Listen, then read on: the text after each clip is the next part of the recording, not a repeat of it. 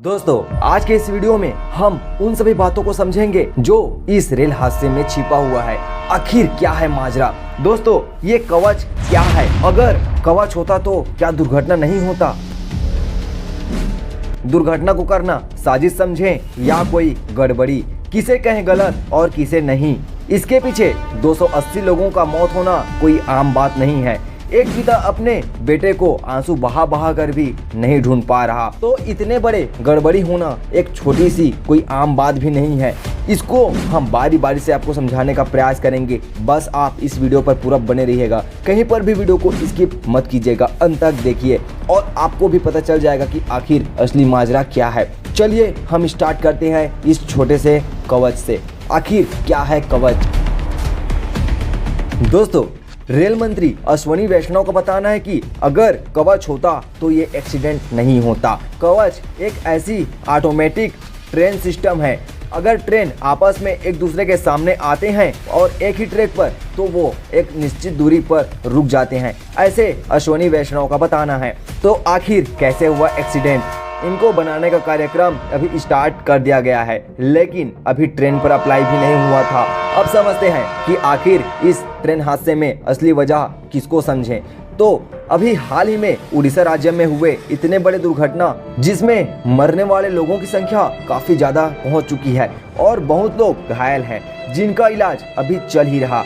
बहुत सी बातें अभी चल रही है, पर असली वजह इस वीडियो में है, जहां हमने काफी रिसर्च करके इस बातों को इकट्ठा किया है, जिसमें अभी तक चल रहे पूरे न्यूज रिपोर्टर की समझें तो ये मामला सामने आता है।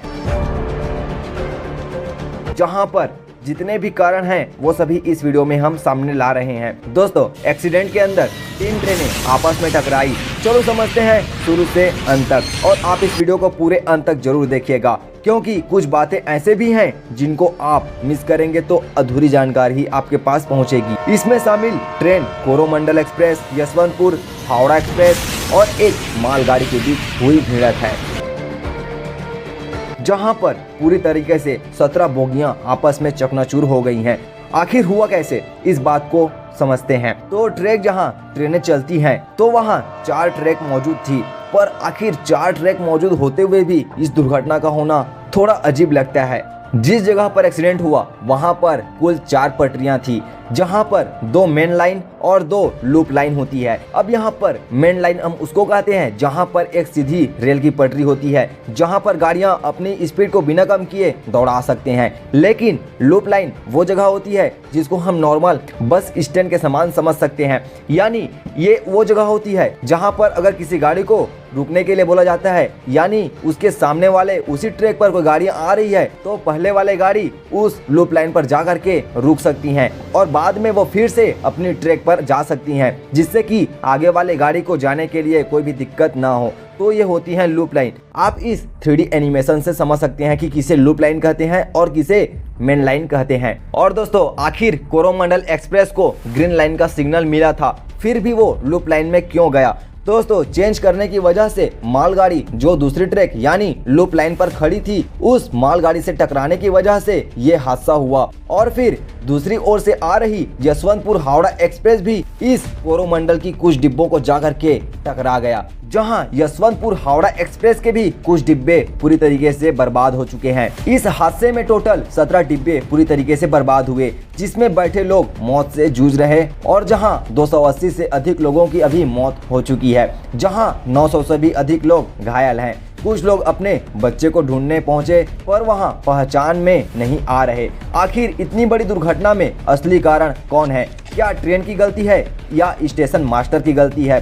सिग्नल तो सही मिली थी, तो क्या गलती उस ड्राइवर की थी जो गाड़ी पर बैठा था, जिनको ग्रीन लाइन का सिग्नल मिला पर वो सीधी पटरी पर न दौड़ा करके इस लूप लाइन पर मोड़ दिए। आखिर गाड़ी मुड़ा कैसे, चलिए अब पूरी डिटेल में समझते हैं। जहां एक्सीडेंट हुआ वहां 4 लाइन मौजूद थी, जिसमें 2 मेन लाइन यानी पटरी सीधी वाली और 2 लूप लाइन, और जहां उस लूप लाइन पर मालगाड़ी खड़ी थी।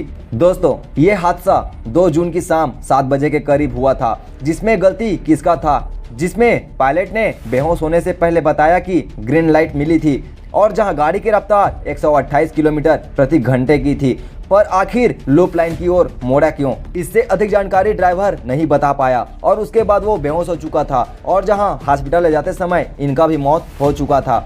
दोस्तों, जैसे ही कोरोमंडल एक्सप्रेस इस मालगाड़ी से टकराती है, फिर इनके कुछ डिब्बे दूसरी पटरी की ओर चले जाती है, जहां पर दूसरी ओर से आ रही यशवंतपुर हावड़ा एक्सप्रेस की अंतिम कुछ डिब्बों की ओर टकराती है, जहां पर उनके अंतिम के 2 डिब्बे पूरी तरीके से बर्बाद हो जाती हैं और बाकी के कुछ डिब्बे पटरियां से नीचे उतर जाती है, जिनमें भी काफी नुकसान होता है। अब ये समझते हैं कि कोरोमंडल लूप लाइन पर क्यों आया, किसने कहा, चलिए समझते हैं। तो जिस जगह से ये कोरोमंडल एक्सप्रेस आ रहा था वो साउथ की दिशा से आ रहा था, यानी कर्नाटक बेंगलुरु से आ रहा था और फिर इसको आगे सिग्नल भी मिला जिसमें 3 लाइट मौजूद होती हैं, यानी ग्रीन, रेड और येलो, जहां रेड रुकने के लिए, येलो स्पीड कंट्रोल करने के लिए और ग्रीन पूरी तरीके से सिग्नल को लाने के लिए, यानी आप अपनी गाड़ी को दौड़ा सकते हैं। ये सिग्नल स्टेशन मास्टर के कंट्रोल में होता है, जहां किस लाइट को कब जलाना है ये स्टेशन मास्टर पर डिपेंड करता है। दोस्तों, अब यहाँ पर एक और कंट्रोल सिस्टम सामने आता है, जहां पर इंटरलॉकिंग कंट्रोल सिस्टम होता है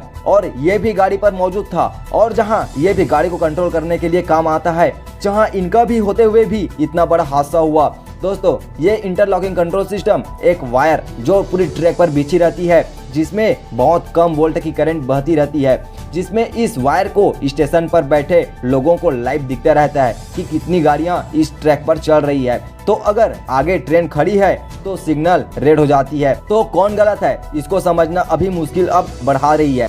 इस बात में एक मुश्किल ये भी है कि इस जांच को करने के लिए सीबीआई को दे दी गई है, पर सीबीआई जहां जांच करेगी वहां की पटरियां और आसपास के कुछ किनारे के साइड पूरे तरीके से बर्बाद हो चुके हैं, जहां पटरियां भी बर्बाद हो चुकी है। तो जांच होगा कैसे?